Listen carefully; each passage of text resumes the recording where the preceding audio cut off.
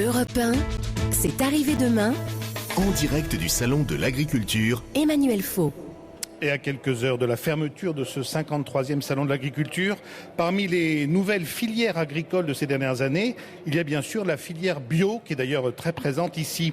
Avec nous, Gilles Rivière-Bechstein, bonjour. Bonjour. Vous êtes le rédacteur de la lettre mensuelle Agriculture et Environnement et vous animez un site sur le même thème. Alors je vous ai invité ce matin pour entendre votre point de vue sur le bio, et c'est un point de vue très critique. Vous l'exprimez notamment dans votre livre intitulé « Bio, fausses promesses et vrai marketing ».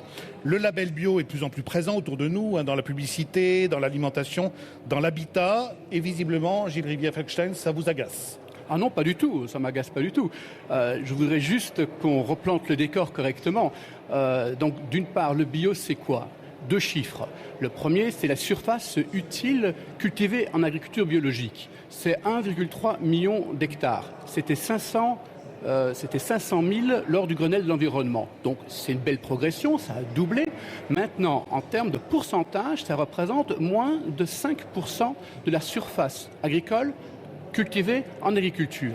Autrement dit, 95% de ce qui est cultivé en France, ça reste du conventionnel. Oui, donc ça, c'est le premier élément. Deuxième élément, le deuxième chiffre qu'il faut avoir en tête, le chiffre d'affaires du bio, de tout le bio, y compris les cosmétiques, c'est 5,5 milliards d'euros. C'est très bien, et c'est très très bien pour les gens qui sont dans ce secteur-là. Simplement, ça représente 3% de ce que consomment les gens. Ce qui veut dire autrement que quand vous regardez dans le caddie du consommateur, 3% des produits qui sont là-dedans sont du bio. Donc moi, ce que je dis, c'est qu'il faut relativiser déjà au niveau de ce que représente le bio en termes de marché. Alors voilà pour les proportions. Sur le fond, vous contestez l'argument numéro 1 qui milite en faveur du bio et qui est que le bio est bon pour la santé, en tout cas meilleur que le produit traditionnel équivalent. Absolument. Quand vous faites des sondages, vous remarquez que la principale raison pour laquelle les gens achètent du bio, c'est qu'ils sont persuadés que le bio, c'est meilleur pour leur santé. C'est la première cause. La deuxième cause, c'est que les gens s'imaginent que c'est meilleur pour l'environnement. Alors vrai ou faux sur la santé ? Pour moi, c'est faux. Je pense clairement que c'est faux. Il y a de nombreuses études qui montrent que les qualités nutritionnelles du bio ne sont pas du tout supérieures à ce qu'on peut avoir dans des filières conventionnelles. C'est les pratiques agricoles qui vont définir la qualité nutritionnelle, pas simplement si c'est bio. Ça veut dire que, bien entendu, un poulet label, bio ou pas bio, aura une meilleure qualité gustative qu'un poulet de batterie. Mais c'est pas parce qu'il est bio. Vous voyez, il y a des produits des produits labels, par exemple, qui sont très très bien, ou des produits conventionnels qui sont de aussi bonne qualité nutritionnelle. Mais vous allez beaucoup plus loin, puisque vous allez jusqu'à dire que certains produits naturels utilisés dans les cultures bio peuvent être plus nocifs que certains pesticides qui sont utilisés dans l'agriculture conventionnelle. Absolument. Le mythe, c'est les gens s'imaginent que quand on achète du bio, on achète du sans pesticides. Or, c'est pas vrai. Les bio utilisent des pesticides.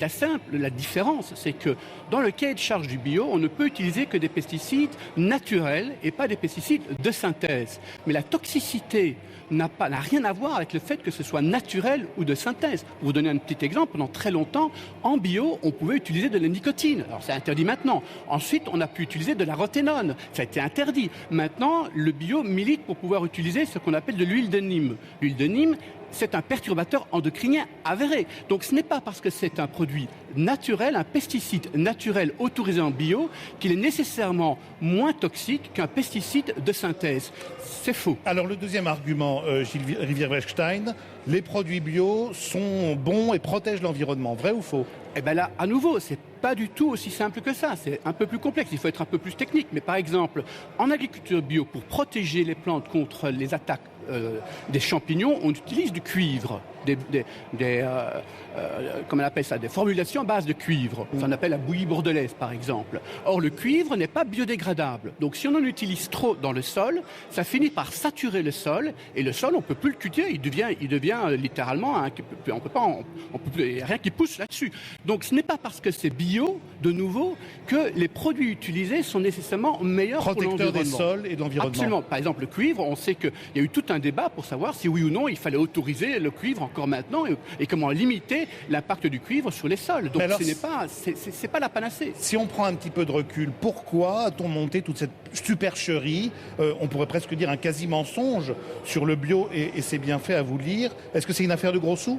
Alors, je ne dirais pas que c'est une supercherie, parce qu'il y a un cahier de charge qui est très clair. Moi, ce que je mets en cause, c'est le marketing qu'il y a autour. Faire croire aux gens qu'on achète des produits qui sont meilleurs pour la santé. Non, il y a 1000 raisons pour lesquelles on peut s'intéresser et acheter des produits bio.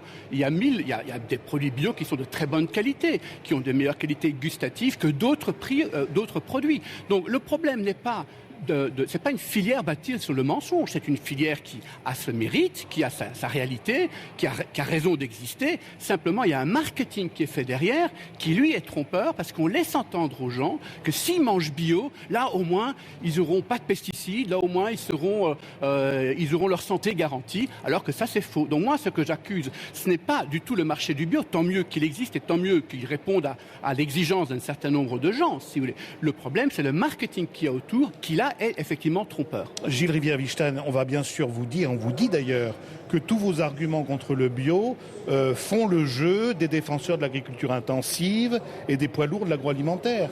Alors, moi, si vous voulez, je pense que d'opposer l'un et l'autre, c'est stupide. Comme je vous ai dit, 97 ou 95% de ce que nous consommons provient de l'agriculture conventionnelle. Donc faisons un effort pour que cette agriculture conventionnelle soit le plus respectueuse possible pour l'environnement, qu'elle soit la meilleure pour la santé, mais n'opposons pas les deux modèles. Moi, ce qui m'agace un petit peu, si vous voulez, c'est de prétendre que l'agriculture biologique pourrait être une alternative au secteur conventionnel. Je pense que c'est comme des filières de qualité, elles ont leur mérite, mais c'est complémentaire, mais vous dites avec leurs limites. Avec leurs limites et surtout sans mensonge. Merci beaucoup à vous, Gilles Rivière-Wichtan, et on retrouve tous vos arguments dans ce livre Bio, fausses promesses et vrai marketing chez Le Publieur.